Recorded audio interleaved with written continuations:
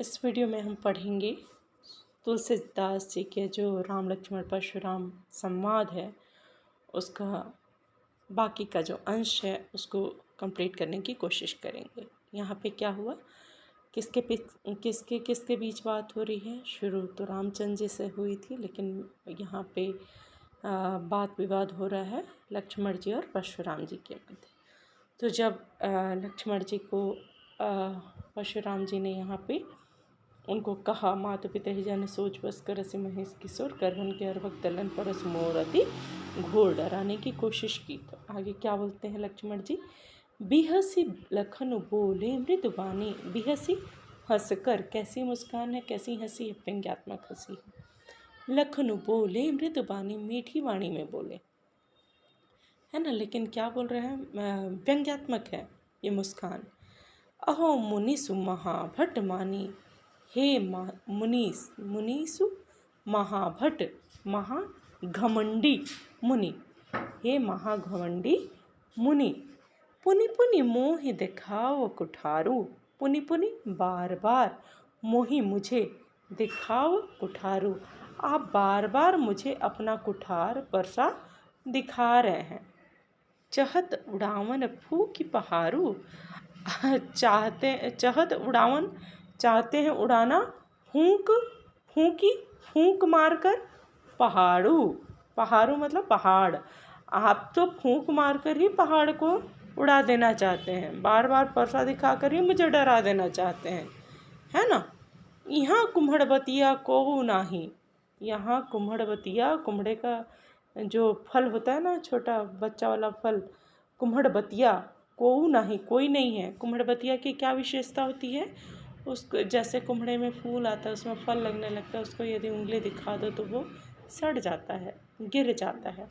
तो यहाँ पे लक्ष्मण जी कहते हैं कि यहाँ कोई कुम्हड़े का बतिया नहीं है जो आपकी उंगली दिखाने से डर जाएगा। जे तर्जनी देख ही मर जाही, जो आपकी उंगली दिखाने से ही मर जाएगा, हमको मत डराइए परसा दिखा दिखा के, है ना। देखी कुठारु सरासन बाना, आपके हाथ में मैंने क्या देखा, कुठार देखा। आपके कंधे पर मैंने धनुष और बाण देखा। देख कुठारु सरासन बाना, आपके हाथ में कुठार, सरासन मतलब धनुष और बाना मतलब बाण। धनुष बाण देख कर मैंने आपको क्या समझा, योद्धा समझा, है ना। और मैं कछु कहा सहित अभिमाना, मैंने गर्व से, थोड़ा अभिमान से कुछ कह गया, क्योंकि मैंने आपको क्या समझा, एक योद्धा समझा। भृगुसुत समुझी जनेऊ बिलोकी, भृगु ऋषि के पुत्र है। भृगुसुत समझ, भृगु मुनि के पुत्र हैं, अर्थात ब्राह्मण हैं। भृगु मुनि कौन थे, ब्राह्मण, अर्थात आप उनके पुत्र और मतलब ब्राह्मण हैं। भृगुसुत समुझी, भृगु जी के पुत्र हैं अर्थात ब्राह्मण हैं। ये मैंने कैसे समझा, जनेऊ बिलोकी, जनेऊ समझते होगे, ब्राह्मण धारण करते हैं, धागे का होता है ना, कंधे पे ऐसे क्रॉस करके पहनते हैं जनेऊ। तो जनेऊ बिलोकी, आपके कंधे पर जनेऊ देखकर मैंने जाना कि आप योद्धा नहीं है बल्कि क्या है, ब्राह्मण हैं, भृगु जी के पुत्र हैं। जो कछु कहूँ सहोरिस रोकी, इसलिए आप जो कुछ भी कह रहे हैं, जो कुछ कहूँ, आप जो कुछ भी कह रहे हैं, सह रहा हूँ, रिस गुस्सा रोकी, गुस्सा रोक कर मैं वो सब कुछ सह रहा हूँ, क्योंकि आप एक ब्राह्मण हैं। सुर महिसुर हरिजन अरुगाई, सुर मतलब देवता, महिसुर ब्राह्मण, हरिजन भक्त और गाय, गाय मतलब गाय। देवता, ब्राह्मण, भक्त और गाय, इन चारों पर हमरे कुल इन पर न सुराई, हमारे कुल में इन चारों पर वीरता नहीं दिखाई जाती है। इसलिए आप जो कुछ भी अनुचित कह रहे हैं वो सब कुछ मैं सुन रहा हूँ, बर्दाश्त कर रहा हूँ। बधे पाप अपकीर्ति हारे, आपका यदि मैं वध कर दूं तो मुझे क्या लगेगा, ब्रह्म हत्या का पाप लगेगा। बधे पाप, यदि आपको मार दूं, आपका वध कर दूं तो मुझे पाप लगेगा, और यदि आपसे हार जाऊं तो अपयश होगा, अपकीर्ति होगी। तो मारत हूँ पाप परिये तुम्हारे, इसलिए आपके मारने पर भी, आपके कुछ भी, कितना भी गुस्सा कर लो, आप कुछ भी बोल लो, कितना भी हमको उल्टा सीधा, लेकिन आपके पाँव में पड़ा हूँ, आपको प्रणाम करता हूँ। मारत हूँ पाप परिये तुम्हारे, आपके लात मारने पर भी आपके पाँव में गिरा हुआ हूँ, क्योंकि आप एक ब्राह्मण है और आपसे मैं लड़ नहीं सकता। क्योंकि आपको यदि मैं मार देता हूँ तो मुझे पाप लगेगा, और यदि मैं हार जाऊँ तो अपयश लगेगा, इसलिए आप कुछ भी करिए, मैं आपको प्रणाम करता हूँ। ये क्या चल रहा है? व्यंग्य चल रहा है, व्यंग्य से मारा जा रहा है ना। फिर आगे क्या बोलते हैं? कोटि कुलिस सम बचन तुम्हारा। कोटि मतलब हजारों, कुलिस सम बचन तुम्हारा, हजारों नुकीले जहरीले विषैले तीरों के समान तो आपकी वाणी ही है। कोटि कुलिस सम वचन तुम्हारा, हजारों विषैले तीरों के समान आपका वचन है, आपकी वाणी है। व्यर्थ धरहु धनु बाण कुठारा, फालतू में आप धनुष बाण और कुठार लेके घूमते हैं, आपकी तो बाड़ी ही हजारों विषैले तीरों के बराबर जहरीली है ना। जो बिलो की अनिश्चित कहऊ, क्षमहु महामुनि धीर, सुनि सरोष भृगुवंश मणि, बोले गिरा गंभीर। तो यदि मैंने आपको वीर योद्धा समझकर, आपका तीर धनुष बाण सब देखकर, कुठार देखकर, जो बिलो की अनुचित कहेऊ, आपके हाथ में कुठार धनुष और बाण देखकर मैंने यदि कुछ अनुचित कहा हो तो क्षमहु महामुनि धीर, हे महाधीर मुनि मुझे क्षमा कीजिए, आप तो बहुत धैर्यवान हैं, तो मुझे क्षमा कीजिए। यहाँ पे ये क्या किया जा रहा है? ये भी व्यंग्य ही है। तो सुनि सरोष भृगुवंश मणि, बोले गिरा गंभीर।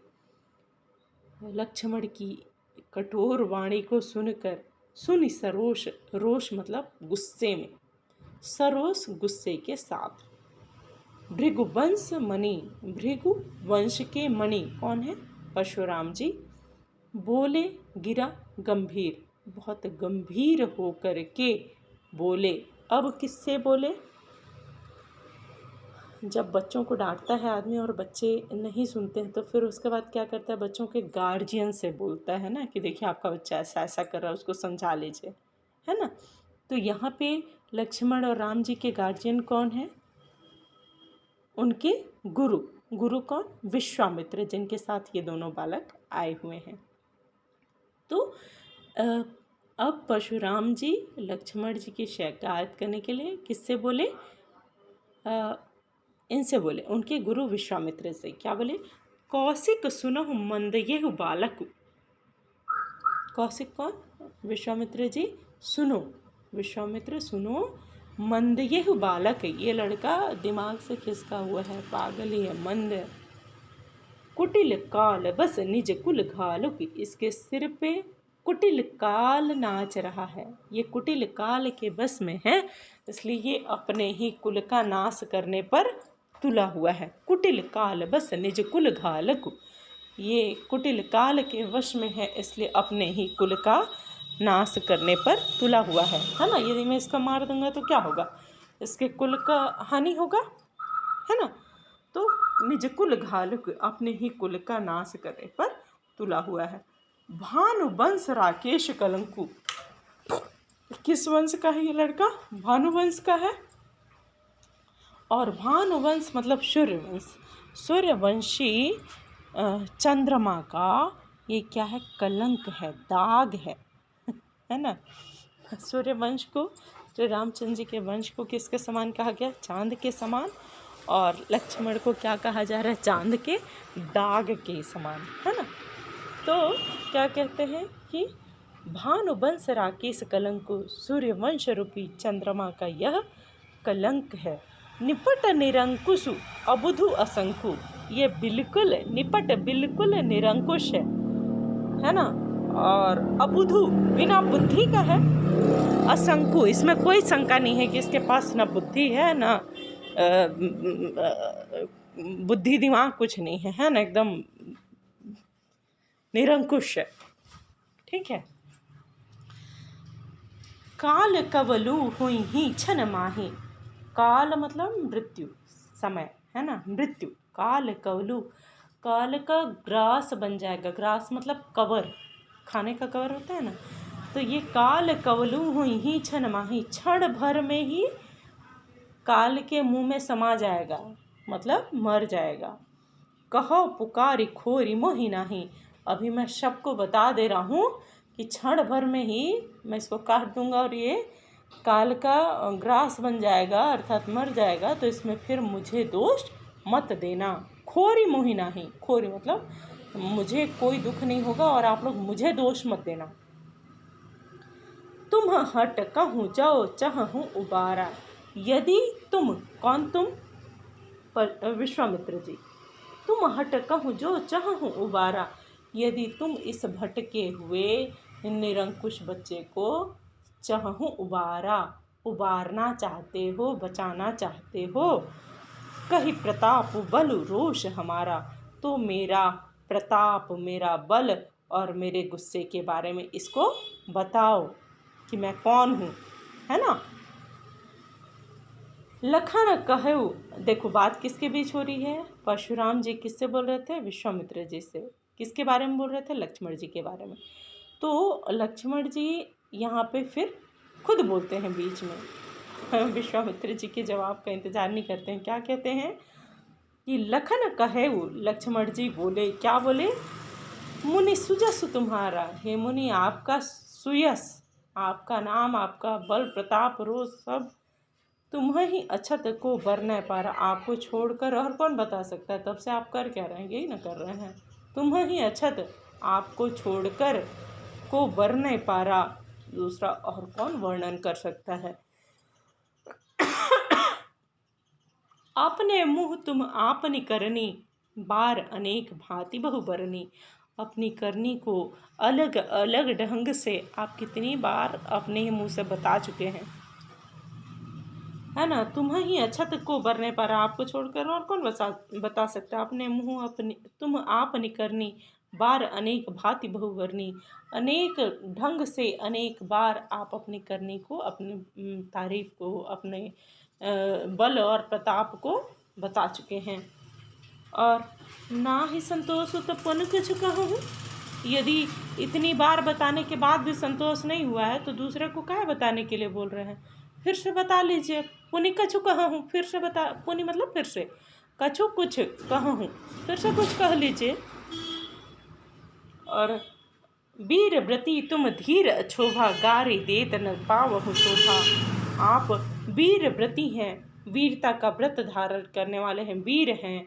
आप धीर हैं, धीर मतलब धैर्यवान है, व्यंग चल रहा है ना। अछोभा, अछोभा मतलब इसमें कोई शंका नहीं है, जिसका क्षय नहीं होता है उसको बोलते हैं अक्षोभा। आपका धीरज कभी खत्म नहीं होता है, आप बहुत बड़े वीर हैं।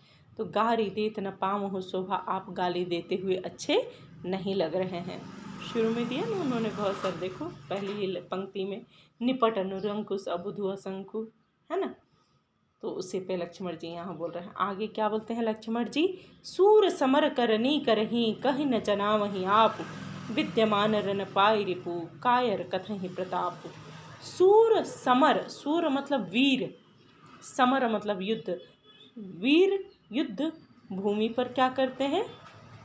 करनी करही, युद्ध ही करते हैं, अपने कर्मों से बताते हैं कि वो कितने बड़े वीर हैं। कहीं न जना वहीं आप, कह कह के नहीं बताते हैं कि वो कितने बड़े वीर हैं। कहीं न जना वहीं आप, बोल बोल के अपने बारे में नहीं बताते हैं, अपने कर्मों से बताते हैं, युद्ध से बताते हैं कि वो कितने बड़े वीर हैं, है ना। विद्यमान रन पाई रिपु, विद्यमान मतलब उपस्थित, रन मतलब युद्ध, रिपु मतलब शत्रु। युद्ध भूमि में शत्रु को सामने पाकर कायर कथहु प्रतापु, जो कायर लोग होते हैं वो अपना प्रताप, अपने बारे में अपना गुणगान करते हैं। चलिए आज के लिए इतना ही। अगला कुछ पद बचा है जिसको हम अगले वीडियो में कंप्लीट करेंगे। धन्यवाद।